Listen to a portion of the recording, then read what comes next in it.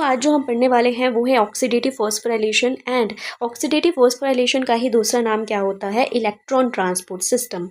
Electron transport system में किया क्या जाता है, यहाँ पे इनडायरेक्ट एनर्जी को यूज़ करके हम क्या बनाएंगे, अब एटीपी बनाएंगे। ठीक है, और ये पूरी प्रोसेस चलेगी कहाँ पे? तो ये माइटोकॉन्ड्रिया के अंदर प्रोसेस चल रही होगी, और माइटोकॉन्ड्रिया में भी स्पेसिफिकली कहाँ पे होगी, वो होगी इनर माइटोकॉन्ड्रिया मेम्ब्रेन के ऊपर। ठीक है, तो आज हम ये चीज़ें पढ़ेंगे कि कैसे हम एटीपी बनाते हैं, पूरा इलेक्ट्रॉन ट्रांसफर सिस्टम कैसे चलता है।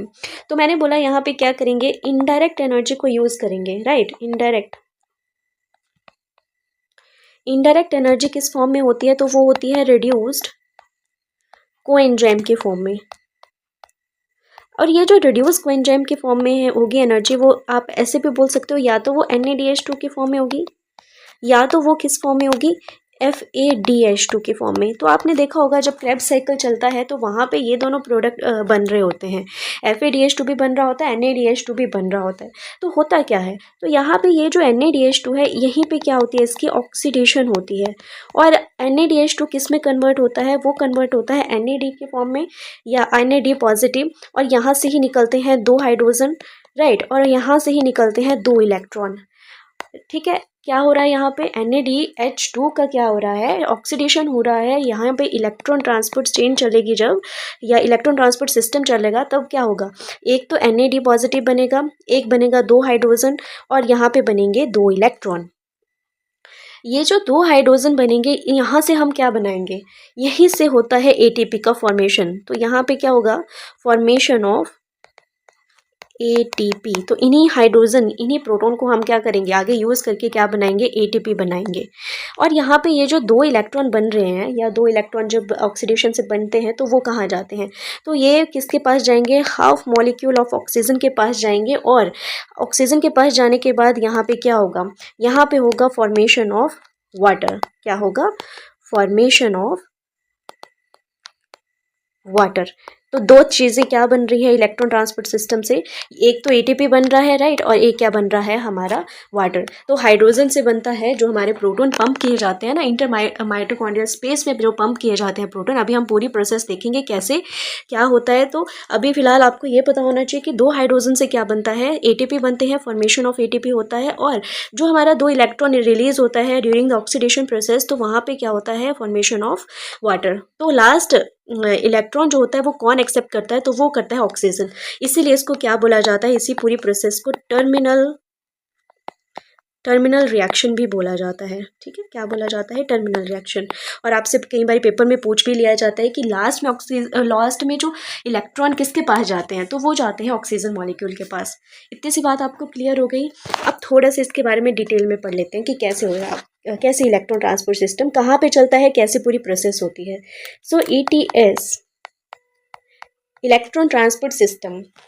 Electron transport system present in, कहाँ पे है, present in inner mitochondrial membrane. पूरी प्रोसेस से हम कहाँ पे पढ़ेंगे, ये इनर माइटोकॉन्ड्रियल मेम्ब्रेन में देखेंगे।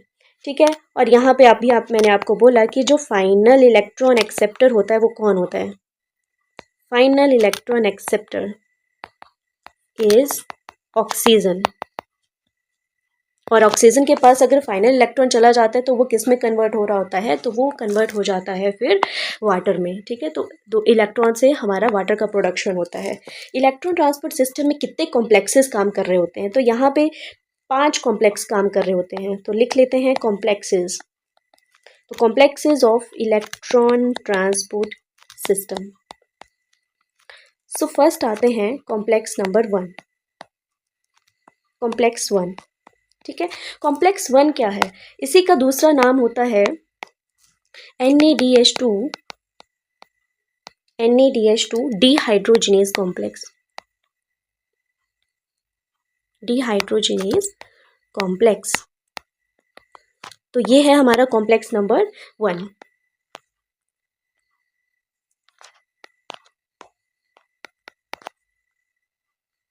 फिर आ जाओ कॉम्प्लेक्स नंबर 2 के ऊपर, तो वो होता है, उसी का नाम है FADH2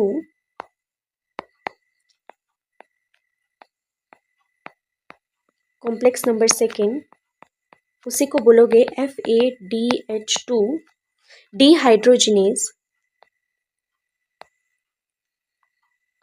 डिहाइड्रोजिनेज कॉम्प्लेक्स। और यहाँ पे ये जो FADH2 डिहाइड्रोजिनेज कॉम्प्लेक्स है, इसको एक और नाम से भी जाना जाता है, वो होता है सक्सिनेट डिहाइड्रोजिनेज कॉम्प्लेक्स। सक्सिनेट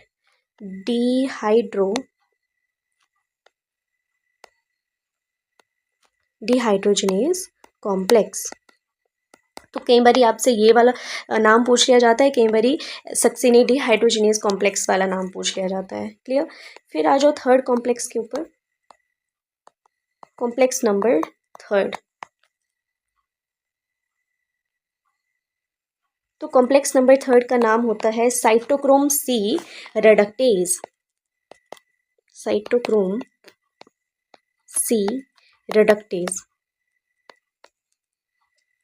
जिसको शॉर्ट फॉर्म में आप कैसे लिख सकते हो, तो लिख सकते हो CYTBC1। ठीक है। आ जाओ कॉम्प्लेक्स नंबर 4 के ऊपर, कॉम्प्लेक्स नंबर 4। कॉम्प्लेक्स नंबर 4 को ही बोला जाता है साइटोक्रोम C ऑक्सीडेज। ठीक है, साइटोक्रोम C ऑक्सीडेज, या आप इसको एक और फॉर्म में लिख सकते हो साइटोक्रोम A.A3। ठीक है, A.A3। अभी मैं आपको बताऊंगी हम ऐसा क्यों बोल रहे हैं, जब हम पूरी रिएक्शन पढ़ेंगे ना, जब कॉम्प्लेक्सेस के बारे में और डिटेल में पढ़ेंगे, तब आपको ये सारी बातें क्लियर हो जाएंगी। और जो फिफ्थ कॉम्प्लेक्स होता है उसको देखेंगे, कॉम्प्लेक्स नंबर 5 को बोलते हैं ATP सिंथेटेज। ATP सिंथेटेज, यही वाला कॉम्प्लेक्स नंबर 5 ही क्या बना रहा होता है, ATP बना रहा होता है। या आपको पता होगा इसको FO और F1 पार्टिकल भी बोलते हैं। क्या बोलते हैं, FO एंड F1 पार्टिकल। तो देखो कितने कॉम्प्लेक्सेस हमने यहाँ पे पढ़ लिए। इलेक्ट्रॉन ट्रांसपोर्ट सिस्टम में 5 कॉम्प्लेक्सेस काम कर रहे होते हैं इनर माइटोकॉन्ड्रियल मेम्ब्रेन के ऊपर। कॉम्प्लेक्स नंबर 1 जिसको बोलते हैं NADH2 डिहाइड्रोजिनेज कॉम्प्लेक्स। ठीक है, और ये जो कॉम्प्लेक्स नंबर 2 है इसको क्या बोलते हैं, FADH2 डिहाइड्रोजिनेज कॉम्प्लेक्स, एंड इसी का ही दूसरा नाम है सक्सिनेट डिहाइड्रोजिनेज कॉम्प्लेक्स। और जो कॉम्प्लेक्स नंबर 3 है उसी को बोला जाता है साइटोक्रोम C रिडक्टेज, और एक और नाम है साइटोक्रोम BC1 भी बोलते हैं। ठीक है, और जो कॉम्प्लेक्स नंबर 4 है उसको बोला जाता है साइटोक्रोम C ऑक्सीडेज, और इसी का दूसरा नाम होता है साइटोक्रोम A.A3। और लास्ट कॉम्प्लेक्स जो ATP बनाता है उसी को बोला जाता है ATP सिंथेटेज या FO एंड F1 पार्टिकल। ठीक है, तो ये हो गए इलेक्ट्रॉन ट्रांसपोर्ट सिस्टम के जितने भी कॉम्प्लेक्सेस थे वो। और ये सारे कहाँ पे होगी, ये सारे के सारे होंगे इनर माइटोकॉन्ड्रियल मेम्ब्रेन पे। थोड़ा सा मैं आपको साइटोक्रोम के बारे में बता दूं कि ये जो साइटोक्रोम है ये कैसे काम करते हैं और ये होता क्या है। साइटोक्रोम, साइटोक्रोम है क्या, तो it is iron sulphur protein. क्या है ये, आयरन सल्फर प्रोटीन। और ये जो साइटोक्रोम है ये सीक्वेंस में काम कर रहे होते हैं, तो आप इसका सीक्वेंस हमेशा याद रखना कि कैसे काम होता है। तो सबसे पहले होता है साइटोक्रोम B, फिर साइटोक्रोम B से बनता है साइटोक्रोम C1, और साइटोक्रोम C से बनते हैं साइटोक्रोम C, और फिर आता है साइटोक्रोम A, और A से आएगा बाद सबसे एंड में आएगा हमारा साइटोक्रोम A3। ठीक है, तो ऐसे कुछ सीक्वेंस होता है साइटोक्रोम की सिग्नलिंग का। तो आपको यहाँ पे जब मैंने कॉम्प्लेक्सेस आपको बताए कि कौन कौन से कॉम्प्लेक्स होते हैं, तो आप यहाँ पे देख रहे होंगे कि ये जो साइटोक्रोम B और C1 है ये कौन सा कॉम्प्लेक्स में आएंगे, तो ये होगा कॉम्प्लेक्स नंबर 3। ठीक है, इसी का नाम था साइटोक्रोम BC1। यहाँ पे देखो ये होगा थर्ड कॉम्प्लेक्स। साइटोक्रोम BC1 किसका नाम है, इन दोनों को मिला के बनेगा। और ये जो साइटोक्रोम A और .A3 था ये कौन सा कॉम्प्लेक्स है, तो ये है कॉम्प्लेक्स नंबर 4। क्लियर। तो यहाँ पे बचा कौन अकेला, तो वो बचता है साइटोक्रोम C। तो आपको पता होना चाहिए ये जो साइटोक्रोम C है ये क्या है, तो इसके बारे में बहुत इंपॉर्टेंट है ये, इसके बारे में 2-4 चीज़ें आपको पता होनी चाहिए। तो it is not the part of any complex, तो ये कोई भी कॉम्प्लेक्स का पार्ट नहीं है। ठीक है, किसी भी कॉम्प्लेक्स का ये पार्ट नहीं होता है। ठीक है, एक बात क्लियर होगी। तो ये काम क्या करेगा, it act as a mobile electron carrier. तो इसका काम क्या होगा, इलेक्ट्रॉन को कैरी करना। क्या काम होगा, act as a mobile electron carrier. Between किसके बीच में है, देखो कॉम्प्लेक्स नंबर 3 के बीच में है और कॉम्प्लेक्स नंबर 4 के बीच में है, तो दोनों के बीच के इलेक्ट्रॉन को ट्रांसपोर्ट करने का काम कौन करता है, साइटोक्रोम सी। तो इसीलिए इसको क्या बोला, it act as a mobile ion carrier या sorry electron carrier between the complex number third, between complex number 3 और कॉम्प्लेक्स नंबर 4। क्लियर। तो बहुत कन्फ्यूजन रहती है कि साइटोक्रोम सी का फंक्शन क्या होता है। तो इसका फंक्शन एक ही काम है, इलेक्ट्रॉन को एक जगह से दूसरी जगह कैरी करना, या तो कॉम्प्लेक्स नंबर 3 से लेके किसको देगा, कॉम्प्लेक्स नंबर 4 को देगा। और इसकी अगर लोकेशन कोई पूछे आपको तो कहाँ पे होता है ये, present in inner mitochondrial membrane, inner mitochondrial membrane पे ही होता है। ठीक है, टुवर्ड साइटोसोल वाली साइड, टुवर्ड या साइटोसोलिक वाली साइड पे होता है, सी साइड लिख देते हैं। ठीक है, टुवर्ड सी साइड। अच्छा, ये बात होगी साइटोक्रोम के बारे में। एक और चीज़ आपको मैं यहाँ पे बताना चाहूँगी यूबिक्विनॉन के बारे में। तो एक और प्रोटीन होती है जो इलेक्ट्रॉन को कैरी करने का काम करती है। ठीक है, उसका नाम होता है यूबिक्विनॉन। एक सेकेंड,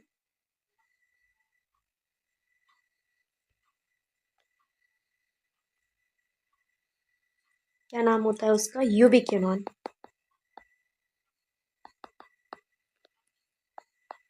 जिसको शॉर्ट फॉर्म में यू क्यू भी लिखा जाता है। तो जब हम ट्रांसपोर्ट पढ़ेंगे कि कैसे आयन ट्रांसपोर्ट होगा तो वहाँ पे यू क्यू लिखा जाएगा। तो पहले ही इसके बारे में थोड़ी सी चीज़ें पता होनी चाहिए हमें पढ़ने से पहले। तो ये भी क्या करता है, यूबिक्विनॉन का काम क्या होता है, तो इसका काम भी क्या होता है, इलेक्ट्रॉन को कैरी करना।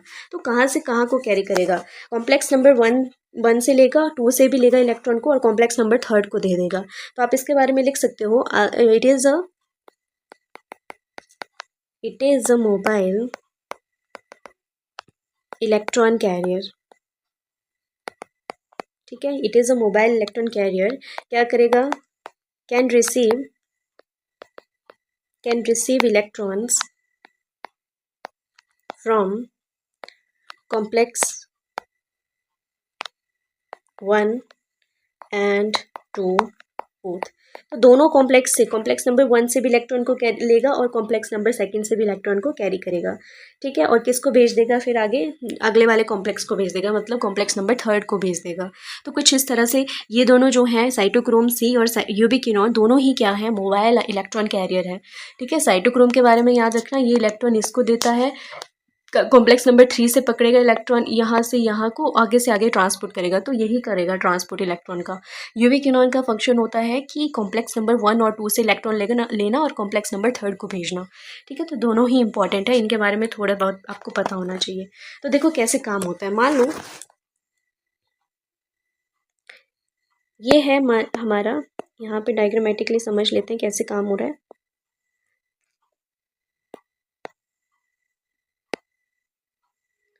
ठीक है, मान लो this is a inter membrane, inner mitochondrial membrane, और यहाँ पे है इंटर मेम्ब्रेन स्पेस।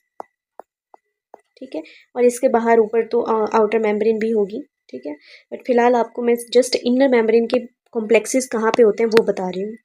तो ये है मान लो इनर माइटोकॉन्ड्रियल मेम्ब्रेन, तो यहाँ पे प्रेजेंट होते हैं हमारे कॉम्प्लेक्सेस। तो यहाँ पे होगा कॉम्प्लेक्स नंबर 1, और इसी के नीचे जैसे होगा कॉम्प्लेक्स नंबर 2, और इसके बाद होगा यहाँ पे कॉम्प्लेक्स नंबर 3, और यहाँ पे आगे होगा कॉम्प्लेक्स नंबर 4।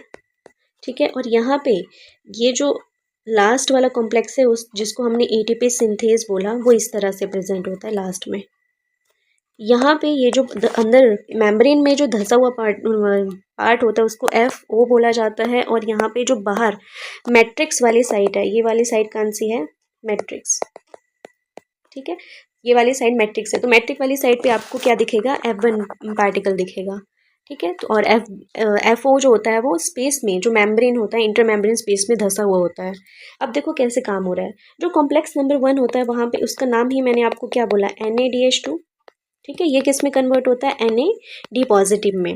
और यहाँ पे Na पॉजिटिव के में जब कन्वर्शन होती है तो क्या रिलीज़ होते हैं, तो इलेक्ट्रॉन रिलीज़ होते हैं। और यहाँ पे ये जो कॉम्प्लेक्स नंबर सेकंड बोला, इसका नाम मैंने आपको पहले ही बता दिया, FADH2 होता है।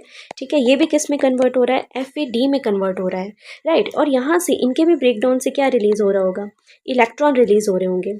अच्छा, ये दोनों मैंने अभी आपको बताया कि ये दोनों डायरेक्टली पास नहीं कर पाते अपने इलेक्ट्रॉन कॉम्प्लेक्स नंबर थर्ड को, तो यहाँ पे कुछ कैरियर चाहिए होगा जो इलेक्ट्रॉन को कैरी करेगा और आगे ट्रांसपोर्ट करेगा।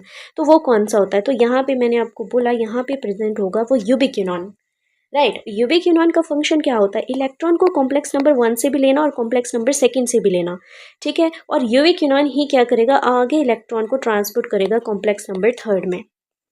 क्लियर, क्या हुआ, फर्स्ट NADH2 कन्वर्ट हुआ NAD में, प्लस इलेक्ट्रॉन, यहाँ से प्रोटॉन भी रिलीज होंगे ऊपर को, तो यहाँ से 2 प्रोटॉन बाहर रिलीज हो जाते हैं, ठीक है। और इसके साथ साथ इलेक्ट्रॉन जो होते हैं वो यूबिक्विनॉन को चले जाते हैं, ठीक है। और यूबिक्विनॉन सेकंड वाले कॉम्प्लेक्स से भी इलेक्ट्रॉन ले रहा है, ठीक है। और यहाँ पे दोनों कॉम्प्लेक्सेस से इलेक्ट्रॉन लेने के बाद किसको दे रहा है, कॉम्प्लेक्स नंबर थर्ड को दे रहा होगा, ठीक है। और ये जो कॉम्प्लेक्स नंबर थर्ड है ये भी क्या करेगा, यहाँ पे भी इलेक्ट्रॉन जो होंगे वो डायरेक्टली पास आउट नहीं हो जाएंगे कॉम्प्लेक्स नंबर 4 को। तो यहाँ पे आपको मैंने अभी बताया कि यहाँ पे क्या होगा, यहाँ पे ही तो हमारा एक और कॉम्प्लेक्स होगा जिसको बोला साइटोक्रोम C।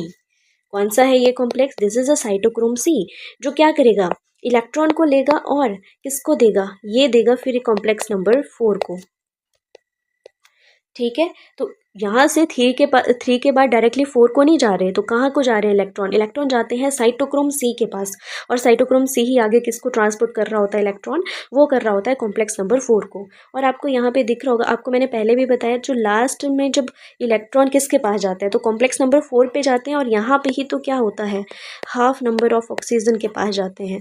और जब हाफ नंबर ऑफ ऑक्सीजन के पास जाते हैं तो यहीं पे तो वाटर बनेगा, ठीक है, यहीं पे क्या बनेगा, वाटर बनेगा। तो ये है टर्मिनल रिएक्शन, ठीक है। तो कॉम्प्लेक्स नंबर 4 पे लास्ट इलेक्ट्रॉन किसके पास जा रहा होता है, वो जा रहा होता है ऑक्सीजन के पास, हाफ ऑक्सीजन के पास। और ऑक्सीजन के पास जैसे इलेक्ट्रॉन गया, ये वो अपना इलेक्ट्रॉन की वजह से क्या बनाएगा, आगे चल के वाटर की फॉर्मेशन करेगा, ठीक है। और यहाँ से जितने भी कॉम्प्लेक्स है वो अब प्रोटॉन को कहाँ को पंप कर रहे होंगे, इंटरमेम्ब्रेन स्पेस में पंप कर रहे होंगे। कहाँ को पंप करेंगे, इंटरमेम्ब्रेन स्पेस में। अच्छा, ये जो यहाँ पे पंप कर रहे हैं प्रोटॉन को, तो प्रोटॉन यहाँ से भी ये सब जगह से यूज़ कहाँ को, कौन करेगा इनको, आपको मैंने पहले ही बता दिया कि ये सारे जो होते हैं वो यहाँ पे ATP सिंथेज यूज़ करेगा। और यहाँ पे बनेगा एंड में क्या, ADP प्लस PI से क्या बनेगा, यहाँ पे ही तो ATP की जनरेशन होगी, यहाँ पे ही क्या होगा, ATP जनरेट होगा। तो ये है overview of electron transport system. तो अभी आपके माइंड में पूरी इमेज क्लियर हो गई होगी कि कैसे पूरे कॉम्प्लेक्सेस काम कर रहे होंगे। अभी हम इसको और डिटेल में पढ़ेंगे, बट ये तो अभी एक रफ डायग्राम है इलेक्ट्रॉन ट्रांसपोर्ट सिस्टम का कि कैसे काम हो रहा होता है। क्लियर, क्या हुआ, इलेक्ट्रॉन ट्रांसपोर्ट चेन जो कॉम्प्लेक्स नंबर 1 है वहाँ से प्रोटॉन जो पंप हुए थे इंटरमेम्ब्रेन स्पेस में, वो आगे चल के यूज़ कर लिया जाते हैं ATP सिंथेस के थ्रू, और वहीं से क्या बनता है, लास्ट में ATP की फॉर्मेशन होती है। इतनी सी बात आपको क्लियर हो गई होगी इलेक्ट्रॉन ट्रांसपोर्ट सिस्टम के बारे में, ठीक है। अब आ जाओ और डिटेल में इलेक्ट्रॉन ट्रांसपोर्ट सिस्टम के बारे में देख लेते हैं, और डिटेल में पूरी प्रोसेस को जान लेते हैं। अभी तक हमने ये वाला व्यू देखा इलेक्ट्रॉन ट्रांसपोर्ट सिस्टम का कि इलेक्ट्रॉन कैसे जा रहे हैं कॉम्प्लेक्स से दूसरे कॉम्प्लेक्स में। अब हम पढ़ेंगे और डिटेल वर्जन इसी का। देखो यहाँ पे ये वाली जो डायग्राम है, यहाँ पे ये है आउटर माइटोकॉन्ड्रियल मेम्ब्रेन, ठीक है। आपको सभी को पता होगा माइटोकॉन्ड्रिया डबल मेम्ब्रेनस स्ट्रक्चर होता है, तो ये होता है आउटर मेम्ब्रेन, राइट, और ये होती है inner membrane, inner mitochondrial membrane, जिसको हम IMM भी बोलते हैं, ठीक है। और ये है आउटर माइटोकॉन्ड्रियल मेम्ब्रेन। अच्छा, ये जो बीच का स्पेस है इसको क्या बोला जाता है, तो ये जो हम तब का मैं इनर माइटोकॉन्ड्रियल स्पेस बोल रही हूँ ना, तो वो यही है IMS, inter mitochondrial space. 2 layer के बीच का जो स्पेस होगा उसको इंटर माइटोकॉन्ड्रियल स्पेस भी बोला जाएगा। और यहाँ पे ये जो अंदर है, अंदर वाला जो पार्ट है, इसी को तो क्या बोला जाता है, मैट्रिक्स बोला जाता है।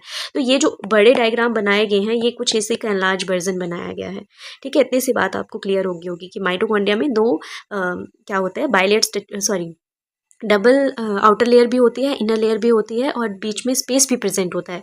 तो ये जो मैं कॉम्प्लेक्सेस तब की बता रही हूँ, तो मैं यहाँ पे बताऊँ एनलार्ज व्यू में, तो वो कहाँ पे है, तो कुछ यहाँ पे प्रेजेंट है वो कॉम्प्लेक्सेस, सारे कॉम्प्लेक्सेस यहाँ पे हैं। और वो जो एटीपी सिंथेज वाला है वो कुछ इस तरह से होता है, यहाँ को अंदर को इसका F1 पार्टिकल होता है और जो धसा हुआ होता है वो F0 जो होता है वो मेम्ब्रेन के अंदर होता है, तो वो F0 अंदर होगा इंटर मेम्ब्रेन में। ठीक है, इतनी सी बात क्लियर हो गई किसके बारे में, माइटोकॉन्ड्रिया के कुछ स्ट्रक्चर के बारे में। अब देखो कैसे काम हो रहा होता है। यहाँ पे आपको दिख रहा होगा this is a outer membrane, ये क्या है, बाहर वाला स्ट्रक्चर, ये वाले लेयर, और ये है इंटर मेम्ब्रेन स्पेस, और यहाँ पे है नीचे, सबसे नीचे है मैट्रिक्स। क्या है सबसे नीचे, मैट्रिक्स वाला पार्ट है। देखो कैसे काम हो रहा है। मैंने बोला सबसे पहले मेम्ब्रेन के अंदर क्या दसे हैं, यहाँ पे है हमारे कॉम्प्लेक्सेस प्रेजेंट। ठीक है, तो ये है this is a complex number 1, complex number 1। और आपको पहले भी बता दिया ये क्या है, NADH2 किस में कन्वर्ट हो रहा होता है, NAD में कन्वर्ट हो रहा होता है। तो यहाँ से क्या रिलीज होते हैं, यहाँ से proton release, sorry electron release होते हैं। ठीक है, इलेक्ट्रॉन रिलीज होते हैं तो कौन लेता है इलेक्ट्रॉन को, तो यहाँ पे FMN इसका प्रोस्थेटिक ग्रुप प्रेजेंट होता है। तो बहुत इंपॉर्टेंट है कि फर्स्ट कॉम्प्लेक्स का जो होता है NADH2 डिहाइड्रोजनेस कॉम्प्लेक्स, उसका प्रोस्थेटिक ग्रुप कौन होता है, तो वो होता है FMN। ठीक है, फ्लैविन मोनो न्यूक्लियोटाइड। ठीक है, तो FMN जब प्रोटॉन लेता है तो वो किस में कन्वर्ट होता है, FMNH2 में कन्वर्ट होता है। ठीक है, किस में, FMNH2 में। और FMNH2 ये पूरा कॉम्प्लेक्स ही क्या होती है, ये आयरन सल्फर प्रोटीन्स होती हैं, तो इसलिए FES में लिखा गया है यहाँ पे। क्लियर। और यहाँ से क्या होता है, यहाँ से प्रोटॉन बाहर को पंप कर दिए जाते हैं, कहाँ पे, इंटर मेम्ब्रेन स्पेस में। कहाँ पे पंप किए जाते हैं, इंटर मेम्ब्रेन स्पेस में। क्लियर, इतनी सी बात क्लियर हो गई। अब देखो इलेक्ट्रॉन, मैंने बोला यहाँ से रिलीज हुए, इलेक्ट्रॉन रिलीज हुए किसके पास गए, यूबिक्विनॉन के पास गए। और आ जाओ यहाँ पे सेकंड कॉम्प्लेक्स के ऊपर, which is a complex number second, जहाँ पे FADH2 किस में कन्वर्ट हो रहा होता है, FAD में। और यहाँ ये भी क्या है, it is also iron sulphur protein. ठीक है, और यहाँ से जो इलेक्ट्रॉन रिलीज है कौन कैरी करेगा उसको, यूबिक्विनॉन कैरी करेगा। तो ubiquinone complex number 1 and complex number 2 दोनों के इलेक्ट्रॉन को कैरी करेगा, और किसको भेजेगा, तो वो भेजेगा कॉम्प्लेक्स नंबर 3 के पास। क्लियर, कहाँ को भेज रहा है ये, कॉम्प्लेक्स नंबर 3। ये देखो this is a complex number 3, जिसका दूसरा नाम भी क्या होता है, साइटोक्रोम BC1। क्या होता है, साइटोक्रोम BC1, ये इसी का नाम है। देखो यहाँ पे कैसे काम हो रहा होता है, ये भी क्या है, एक आयरन सल्फर प्रोटीन्स होती हैं।